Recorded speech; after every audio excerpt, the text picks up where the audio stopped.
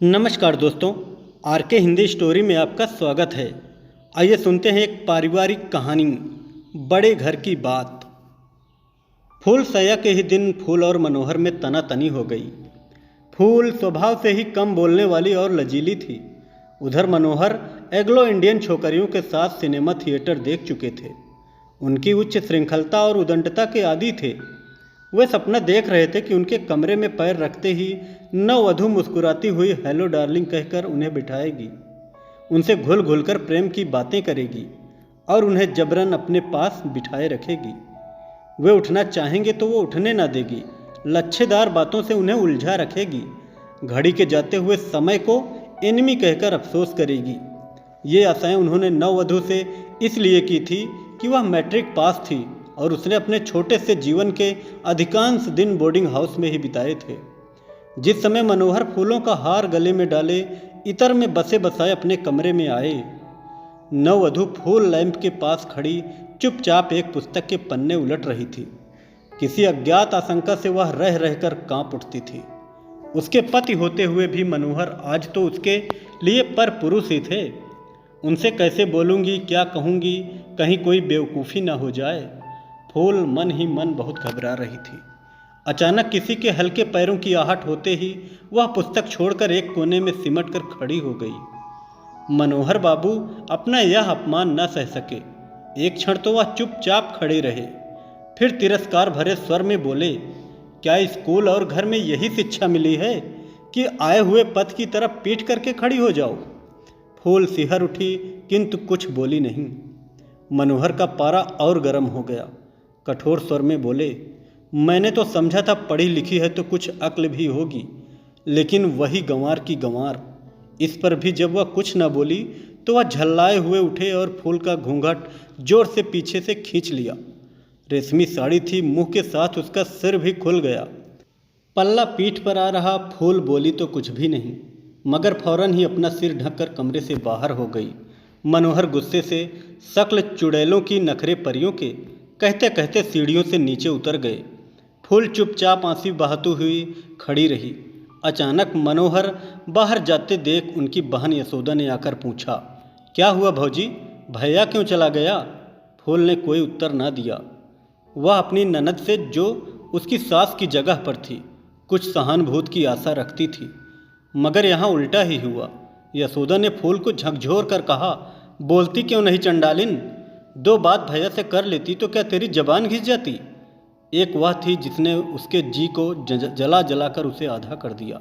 अब तू आई है तो तेरे ये लक्षण? आदमी का मिजाज भी देखना पड़ता है, जिसमें खुश हो रहे वही करना चाहिए। आजकल की छोकरियों का मिजाज भी तो सातवें आसमान पर रहता है। फूल आंसू बहाती रही। ननद की बातों का भी उसने कोई जवाब न दिया। इस घटना के बाद कई दिन बीत गए। मनोहर ने पत्नी की तरफ आंख उठाकर भी न देखा। वे अपने राग रंग में मस्त थे। विवाह तो उनकी बहन ने जबरदस्ती करवाया था। पहली स्त्री से एक बच्चा था। बच्चा जब तक जीता रहा तब तक तो विवाह की जरूरत न जान पड़ी, लेकिन एक दिन जब वह बच्चा भी माँ का अनुगामी हुआ तो इतनी बड़ी जायदाद का कोई वारिस तो होना चाहिए। इस ख्याल से यशोदा ने भाई के सामने रो धोकर उन्हें जबरदस्ती विवाह के लिए मजबूर किया। यशोदा विधवा थी, यह सब जायदाद उसी की थी। मनोहर को 6 महीने की उम्र से पाला था। मनोहर ही उसका पुत्र या भाई सब कुछ था, किंतु दोनों भाई बहन एक से रूखे स्वभाव के, तुनक मिजाज, बाहर अच्छे और भीतर खट्टे थे। मनोहर की पहली स्त्री कुमुद ने भी जिस दिन से इस देहली के भीतर पैर रखा था, एक दिन भी बिना रोटी रोए रोटी न खाई थी। और इसी प्रकार 6 महीने के बच्चे को छोड़कर एक दिन वह जहर खाकर अपनी जीवन लीला समाप्त करके चली गई। बड़े घर की बात बाहर कहाँ जाती है? हार्ट फेल हो जाने से मृत्यु हो गई कहकर मामला रफा दफा हो गया। फूल ने भी ये सब बातें सुन ली, मगर अब क्या हो सकता था। उसने सोचा, खैर जैसा जो कुछ है मुझे तो निभाना ही है। अब तो यही मेरे परमेश्वर, मेरे आराध्य और देवता हैं। किसी तरह उन्हें मनाना चाहिए। मुंह से तो कुछ बोलते हुए उसे लज्जा आती थी और बोलने का कोई अवसर भी न मिलता था। इसलिए उसने सोचा, एक पत्र लिखूं, शायद देवता सीधे हो जाएं।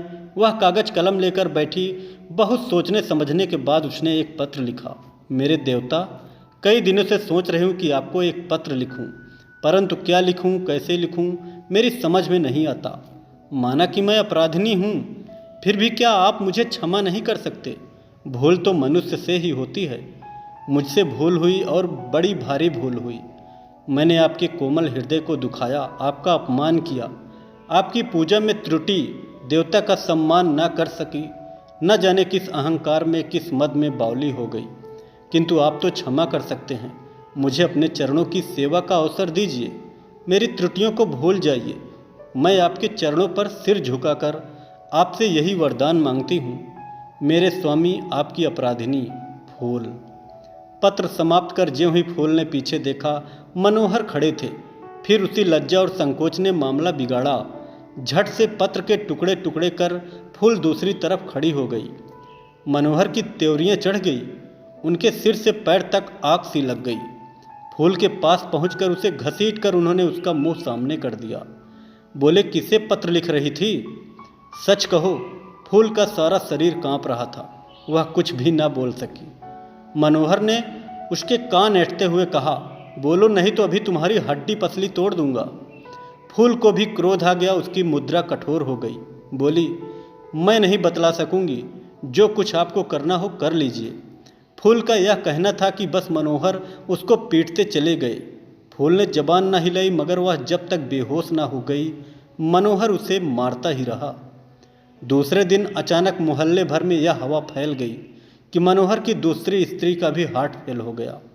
अर्थी के साथ बहुत से लोग थे जो असली वाकये से वाकिफ थे, मगर शहर के इतने बड़े और पायेदार आदमी के खिलाफ जबान खोलने की किसकी हिम्मत थी? ओह, मर गई तो मर गई, जाने दो, स्त्री ही तो थी, कल तीसरी आ जाएगी। कहानी कैसी लगी कमेंट में ज़रूर बताएं। कहानी अच्छी लगे तो कृपया चैनल को ज़रूर सब्सक्राइब करें।